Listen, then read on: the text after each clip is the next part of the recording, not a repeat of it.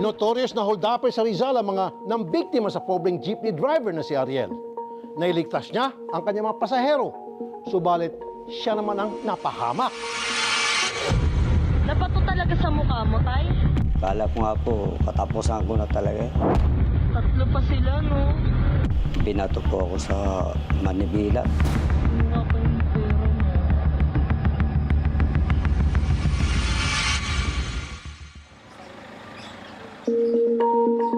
Tatlong dekada, ganyan katagal nang nagmamaneho ng jeep si Ariel. Pero ni minsan, hindi pa niya naranasan ang tulad na nangyari noong July 31 na madaling araw. Biyaheng Angono to Cubao si Ariel nang sumabit sa jeep ang tatlong lalaki. Nandun na ako sa Nguno, pupunta na ako ng Cubao kasi yun ang ano. Ngayon po, napuno ako ng pasahero. Pagdating ko po ng junction, may pumara po doon pasahero, bababa. Ngayon, may nakita po tatlo lalaki na standby doon. Nilampasan ko po yun. Nung tinigil ko po yung jeep, takbuhan yung mga lalaki para sumakay, sumabit, ganyan. Agad-agad, sinita niya mga ito. Baba na po kayo, bawal naman po sabit eh. Sabi po nila, bawal. Bawal po talaga. Hindi bumaba pa sila. Pero ang pagsaway na ito ni Ariel, hindi niya akalaing magdudulot ng peligro. Nagalit po. Kinuha yung ko, yung sa dashcam, yung koleksyon ko po na pera. Tapos yung isa nga po, may nakaamba na bato sa akin. Tinitingnan ko po siya, kaya may bato siya para sabi ko, sasalagin ko man lang kahit bakaso. Ayun nga po, pagka dito, pagbitaw niya dito, tapos kaya dumugo po dito. Ano nga pa yung pera mo? Ang sumunod na eksena, ito nang nag-viral na kuha ng pasahero kay Ariel. Ang pobreng tsuper, duguan at nanginginig. Napato talaga sa mukha mo, Tay?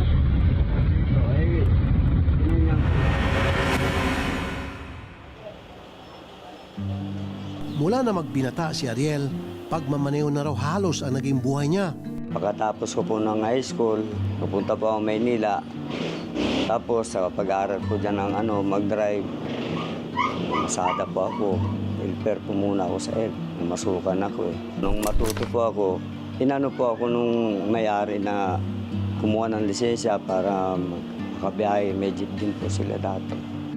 Hanggang sa siya ay magkapamilya, hangad lang daw talaga ni Ariel sa araw-araw na pagpapasada ang makapag-uwi ng konting kita.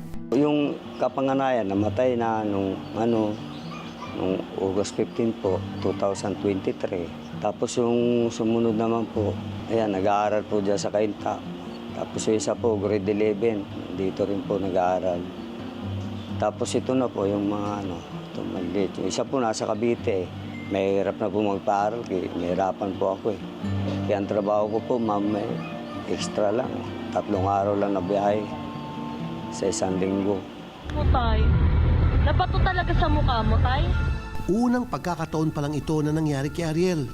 Pero katakot-takot na trauma ang idinulot nito sa kanya. Tagal ko na naman masada, ngayon lang nangyari ito na binato po ako sa Manibila. Talagang napakabait ko ng tao pagka So, sa Cubao nga po, kwentuhan lang kami pagka ba po yung nakatambay doon, nakapila. Dahil dito, dumulog na mismo si Ariel sa aking programang Wanted sa radyo. Kasama pa niya ang nag-upload ng viral video para patotohanan ang ginawa sa kanya. Nakasakay po ako kay tatay po nun. Parang nantitrip talaga, gumaganyan. Tapos habang nagdadrive po siya, tumutulo yung dugo sa ilong niya. Tapos may bitak po yung dito niya. Ito po, sir. Ito po. Nakapagpagamot na po kayo. Ginanya ko po. Kala ko nga po, sir, patay na po ako doon. Mapanagot pa kaya masasamang loob na gumawa nito kay Tatay Ariel?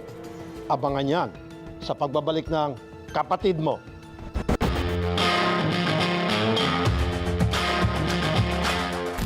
Hindi na raw pala bago ang mga kawatan na nambibiktima sa mga tulad ng jeepney driver na si Ariel sa Rizal.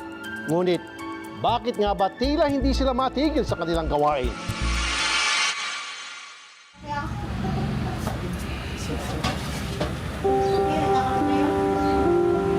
2 pa lang, naliligo na po ako madaling araw. Kapainit po ng tubig, kakape. 3:30, alis na po ako. Kalimbawa po, kinabukasan may biyahe pa ako.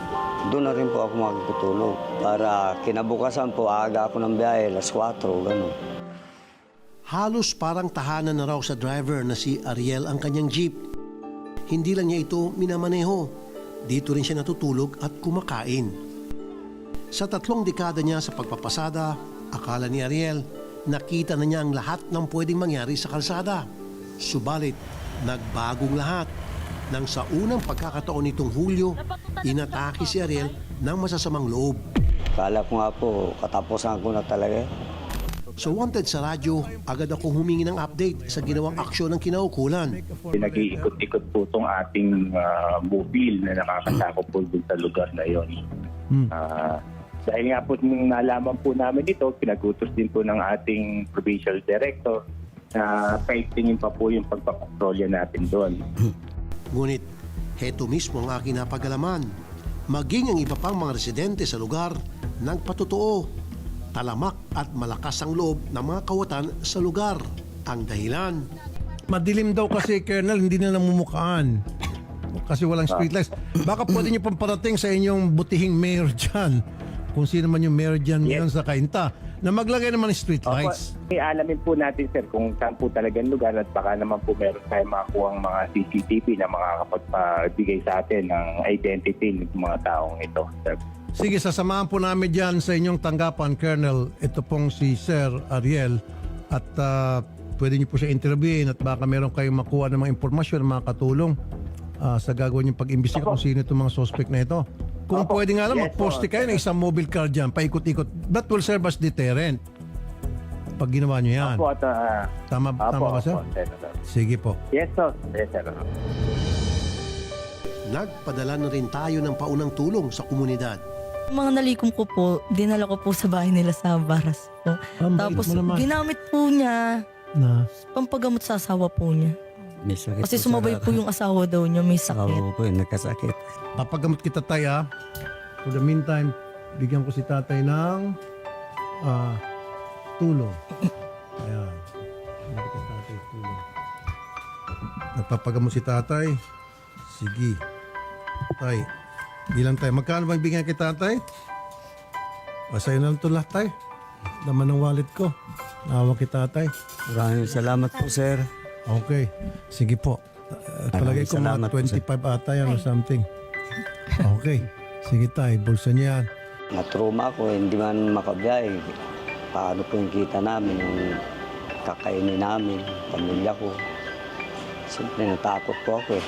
Hanggat hindi po nauli, paano po? Pagbabiyahe ako, mamaya, kakabaka-baka ako pag dumaan doon. Di ba po, baka ma-aksidente pa ako. Pagka, natakot nga po ako eh.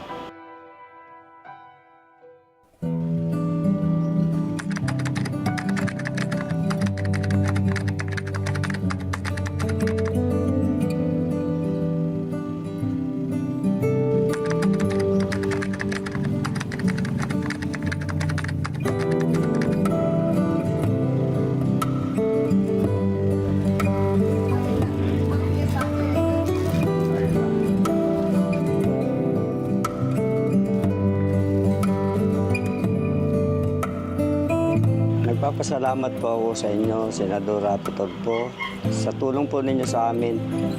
Sana po marami pa po kayong matulungan na iba.